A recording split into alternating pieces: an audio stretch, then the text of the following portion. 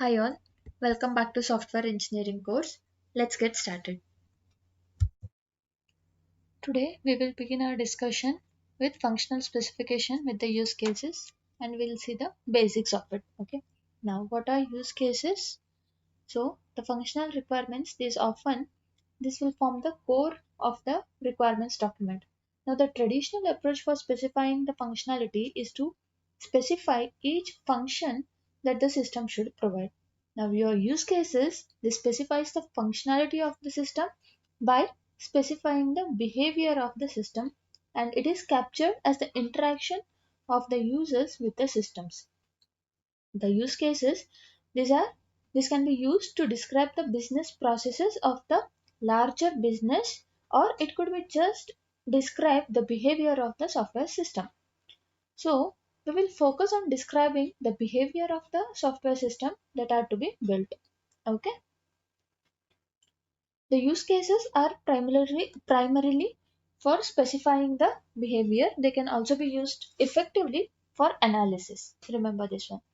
Now we will understand the basic terminology and the definition of those terminologies which can be used in use cases. The first one is the actor. Okay. Now, actor is a person or a system which uses the system for achieving some goal. Now they will interact with the system. So these people or systems we call them as actors. Okay. Now it is a logical entity that represents a group of users. It can be an individual user or a group of user, or it can also be a system who behave in a similar manner. Now different actors represent different groups with different goals. So it is better to have a sender and a receiver actor rather than a generic user for a system. Next, we have a primary actor. Now, this primary actor is the main actor who initiates a use case for achieving a goal and whose goal satisfaction is the main objective of the use case. Again, the primary actor is a logical concept, and though we assume that the primary actor executes a use case, some agent may actually execute it on behalf of the primary actor. That means if we take for example, there is a VP vice president of a company and he want to get a sales growth report. So in this case, what could happen is instead of the VP actually executing the use case, his assistant can get the sales growth report and he can give it to the VP. Now, instead of VP, Vice President, his assistant has executed the use case or the behavior. Right? Now, this VP here, we call him as the primary actor. Getting it? Next, we have scenario. A scenario describes a set of actions that are performed to achieve a goal under some specified conditions. Now, the set of actions is generally specified as a sequence, even though in actual execution, the action specified may be executed in parallel or in some other order. Each step in a scenario is a logical complete action performed either by an actor or a system. Okay. Next, we have main success scenario. Now, this describes the interaction if nothing fails and all the steps in the scenario succeeds. Whenever actor or the primary actor, when they execute all the use cases and nothing is failing, then we call it as a main success scenario. By the name only we can get it right, success scenario. Now, there may be many success scenarios. The use case aims to achieve its goal. Different situation can arise while the system and the actor are interacting. Okay. Now, for this situation, a use case has an extension scenario. It will describe the system behavior if some of the steps in the main success scenario they do not complete successfully, and sometimes we call them it as exception scenarios. That means when we have, say suppose for example we have five success scenarios and one of them fail, then what we have to do, that comes under the exception scenario. Then the last one is the extension scenario or the scope, which specifies the objective of that particular use case. Okay, next we'll see a example. So let's consider a small online auction system which has been built for a university, and this system we call it as university auction system. Okay, so through this system the buyers and sellers they can buy or sell the goods. So we will also assume that there is a separate financial subsystem wherein the buyers and the sellers they have account in it and they can make payment. Okay, now in this system we have two logical actors, or the two actors, primary actors. One is buyer and the other one is seller. Why we have two actors? Because these two have different goals to achieve. Now, besides these two actors, we also have a actor which is called as the system itself. The auction system itself will be a actor here. Now, the financial system is another actor. Okay. So let us first consider the main use cases of the system. So what could be the main functionalities of the system? In this auction system, you can put an item for auction. Then you can make a bid. Then what you can do? You can complete an auction. So these three things could be the main functionalities of the system, this auction system, and they are represented in this use case description. Here, put an item for auction, make a bid, and complete auction of an item. Okay, now we have to know some important things here while writing the use cases. The first thing, the use cases should be self explanatory.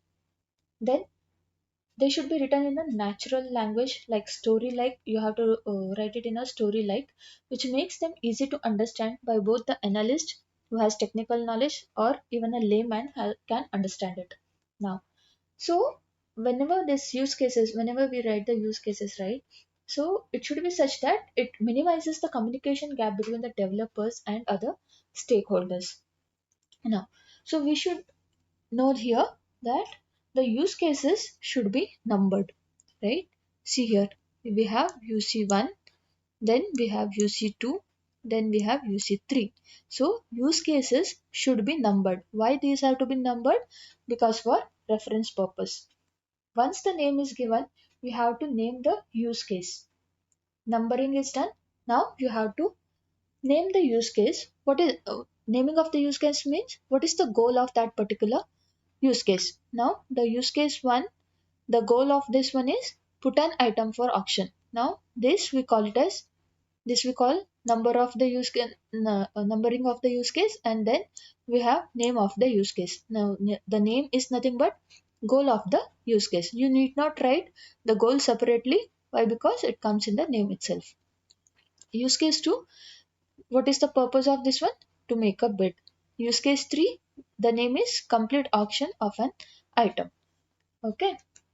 Now, next we have to specify the primary actor who will actually act upon this particular use case. So in our use case 1, the primary actor is seller. Use case 2, primary actor is buyer. And use case 3, the primary actor is the auction system itself. Next, we have the precondition here. Okay, now what is this precondition suggest? It specifies what the system will ensure before allowing the use case to be initiated. Suppose if we consider this use case 1, put an item for auction. So what is the precondition? So the precondition here is seller has to be logged in. So once he has logged in, this is an assumption, okay? So assumption here is seller has logged in, then only he can perform the operation. Okay, then we will discuss this one by one. So once you have specified the precondition, next is the main success scenario. So to perform this particular function, what all things are needed? Okay, so what could be the scenarios? So you have to mention them. So once you have mentioned the success scenarios, then you have to mention the exception scenarios. So exception scenarios, how do you write it? Say for example, the main success scenario, one of them, you feel like it will fail. Okay, you feel like it will fail, then what you have to do? So you have to write that in a exception scenario.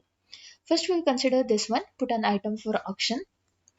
So what happens here is the primary actor is seller. Now he has to put an item for action. For that case, he has to be logged in first. So once he has logged in, what he can do? He can post an item, its category, description, picture, for etc. for auction. So this is the first functionality what he can do. Next, what he can do? He can, okay, once he puts an item for auction, the system shows him the past prices of the similar items. Okay, then seller specifies the starting bid price. Like if he has, say suppose the seller has put an textbook for auction. So the second point, what does it say? So if similar book was present in the system, so it will tell the past prices. What was the bid price of that particular book? Then the seller, what he has to do? He has to specify the bid price and when the auction will close. The last one is the system accept the item. That means the system will post the item so that other buyers can see the book which the seller has posted. Now the exception scenario here is, again, how do you mention the exception scenario? For each point in the main success scenario, you have to write the exceptions where you will feel that it will fill. Okay. Now here it has been written for the main success scenario 2, there is a exception scenario. So what does the main success scenario 2 say? It says system shows past prices of similar items to seller. So what could be the exception scenario here? So what if there are no past items in that particular category, right? So what happens in that case? So something has to be done if there are no items in that category. So what your system does, it tells the seller about this situation. Okay, it gives a error message or whatever. The handling has to be done properly. Next, we have use case 2, which says make a bid. Who will make a bid? The buyer. So here primary actor is a buyer. The precondition here is the buyer has to be logged in. Then we have the success scenarios for the buyer. The first one, buyer searches or browses for the particular item and see he selects some items. Okay.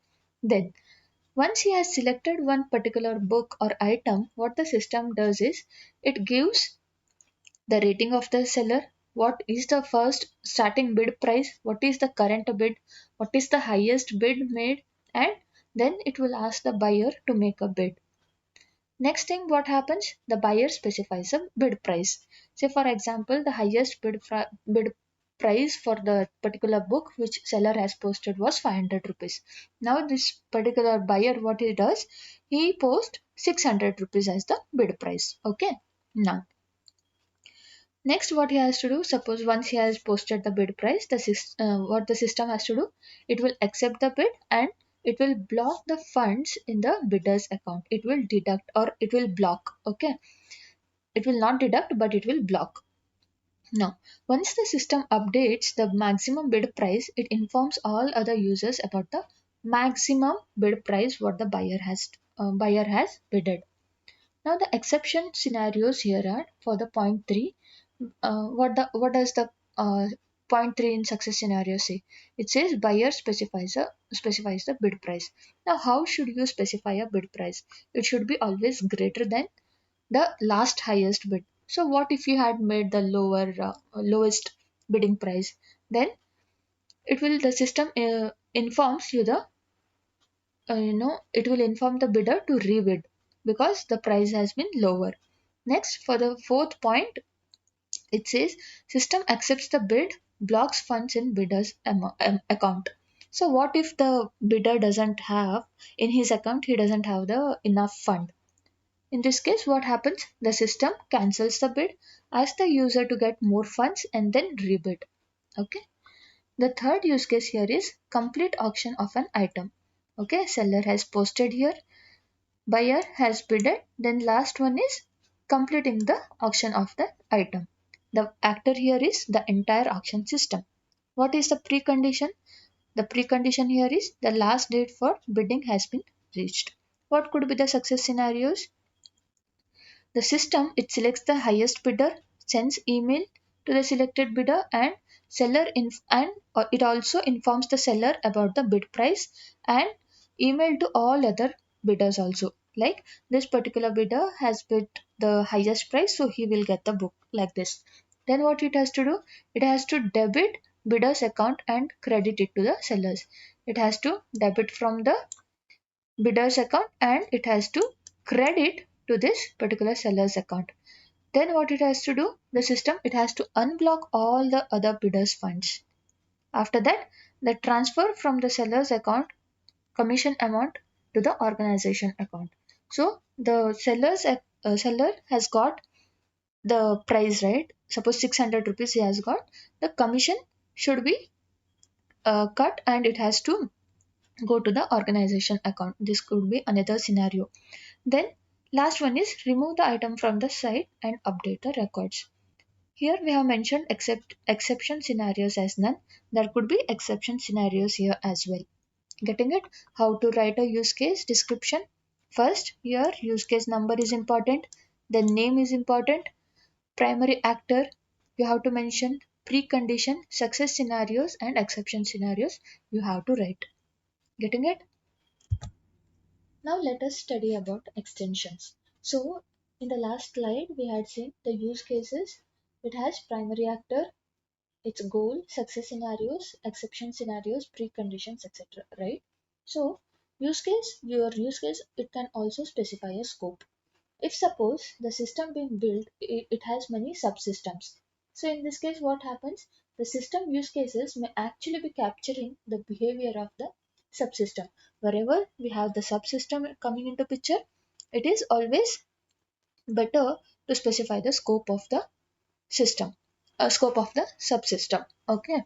Now consider this example wherein the name of the use case is auctioning an item. The primary actor here is this auction system itself. The scope here is the auction conducting organization. This is a subsystem here. So there is no preconditions and we have got four main success scenarios. These success scenarios, it will capture what it will capture. The three use cases what we have seen in the last slide, it would be captured here again. Apart from that, feedback from the seller, buyer and updating of the records can be done. Next, now we will study how to develop the use cases. Now, use cases are not only for the document of the requirements. So they will be in the form of storytelling or in the text, both of which can be easily understood by different stakeholders. So these use cases can become a good medium for discussion and brainstorming. These use cases can also be used for problem analysis. While developing the use cases, the formal and informal models can also be built, though they are not required here. Okay. Now, use cases can be evolved in a stepwise refinement manner, at which each step will add some more details to the previous step. So there could be any number of abstractions possible, but we will discuss the four natural levels here. The first one is actors and goals. So the goal here is nothing but the name of the use case. Now, who are the actors that will perform the goals? They will perform the goals would be defined here. First, we have to identify what are all the goals of the system. Then we have to identify who will achieve these goals. Those are called as actors. So these things should be captured in the first level of abstractions. The second level of abstraction is main success scenarios. Once we have got all the goals or all the functionalities of the system, who will perform them, then what we have to do, we have to find out for each use case, we have to find out the success scenarios. The use cases can have n number of success scenarios. We have to identify them and we have to make sure that as per the requirement, all these functionalities are captured. And if suppose something is left, we have to take that and we have to add them as well. The third one here is the third level of abstraction is failure conditions. So once we have specified all the main success scenarios, there could be some failure scenarios as well, right? So we have to identify all possible failure conditions in this step. So for each main success scenario, there could be one or more failure scenarios. We have to identify them and we have to write them. Okay. Now, so once you have identified the failure condition, say suppose at this step it might fail. Uh, you might have guessed it. Then what next? What should be done?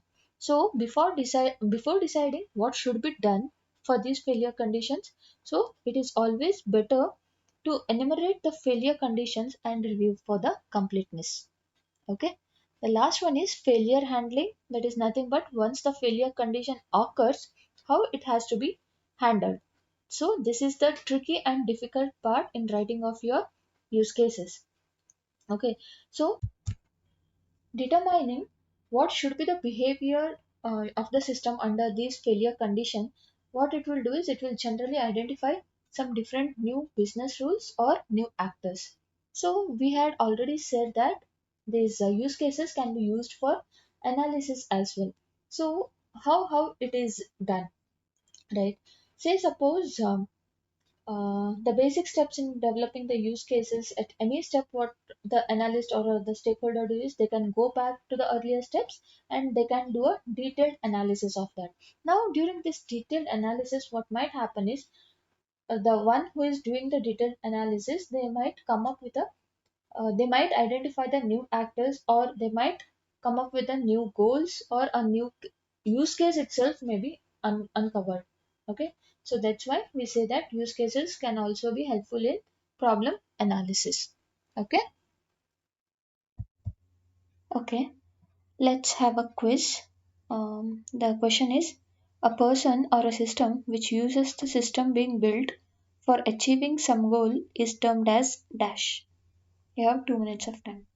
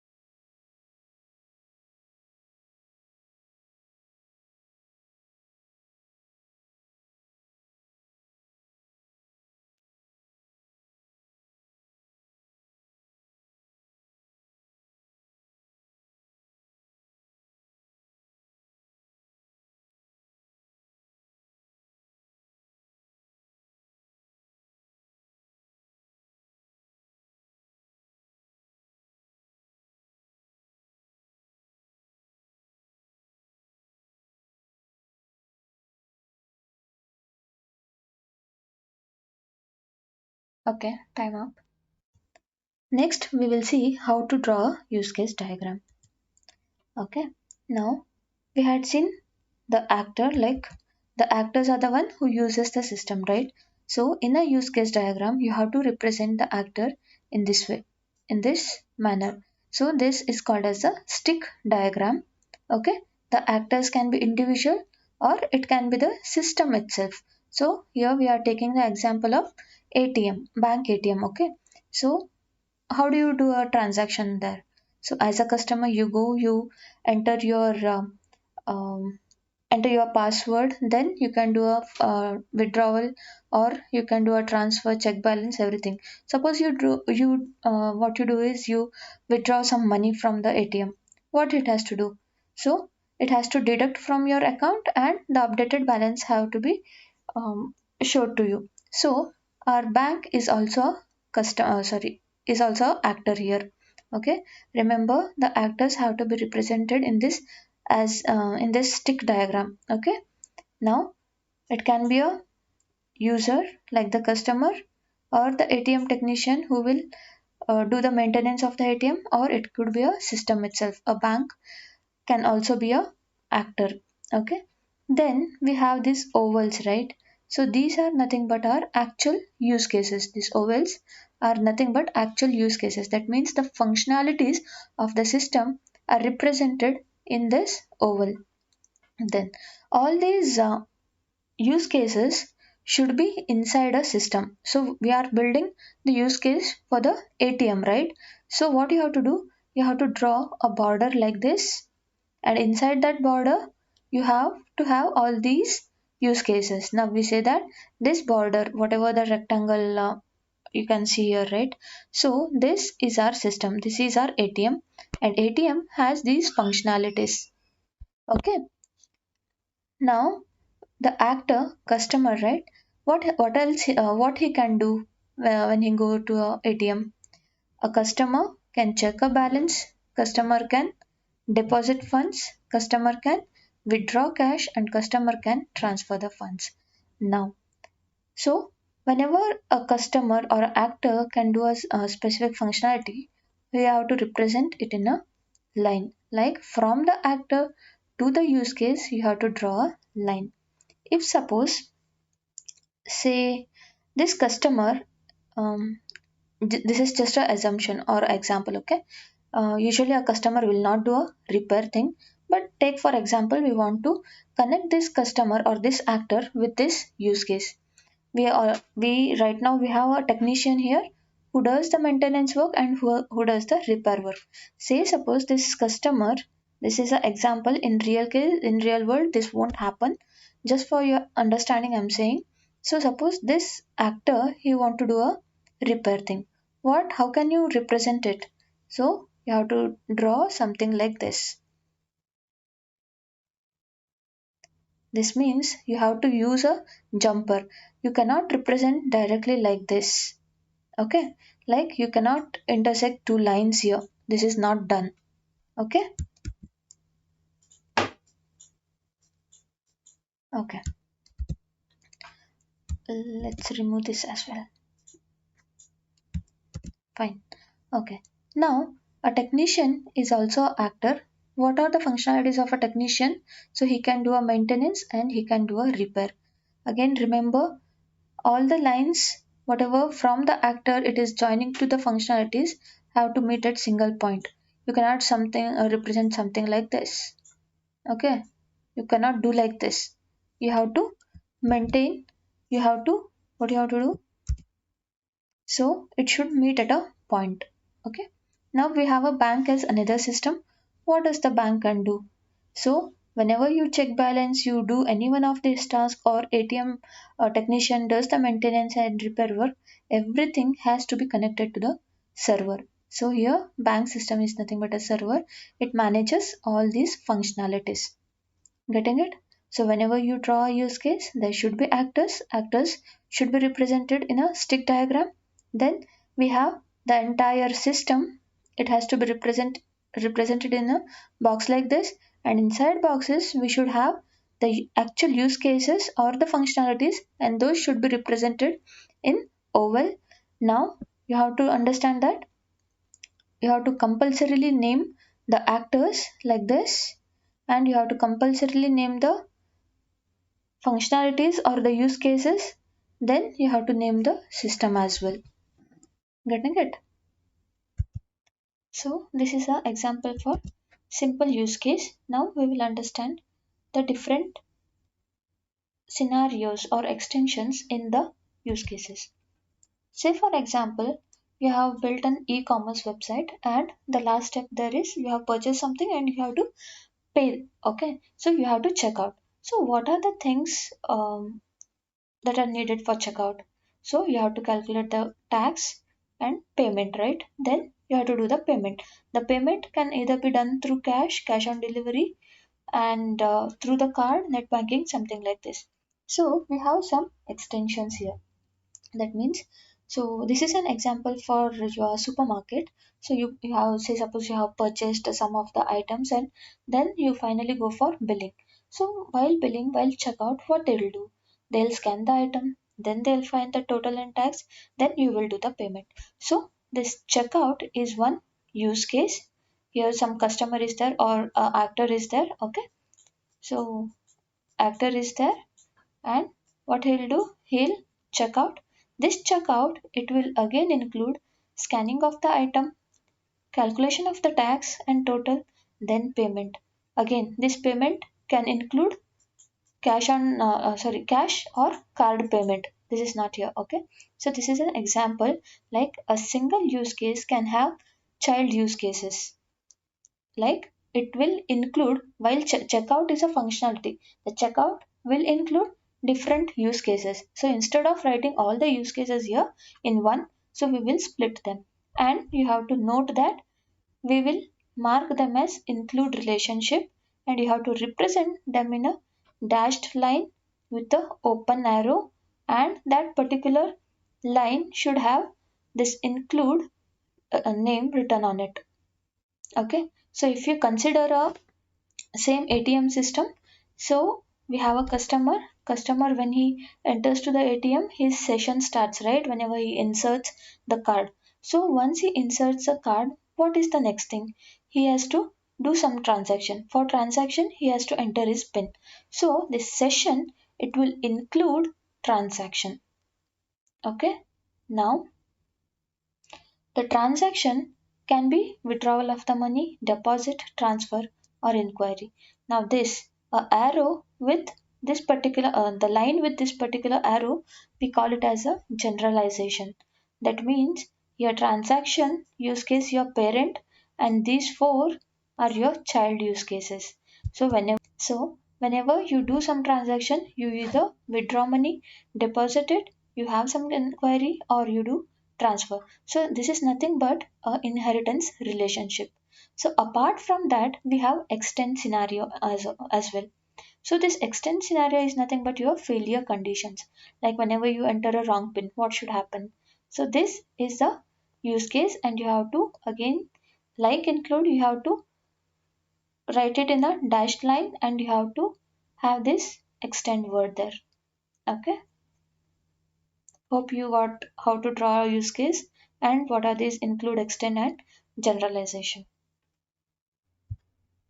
That's it for today. We'll conclude our session. Thank you.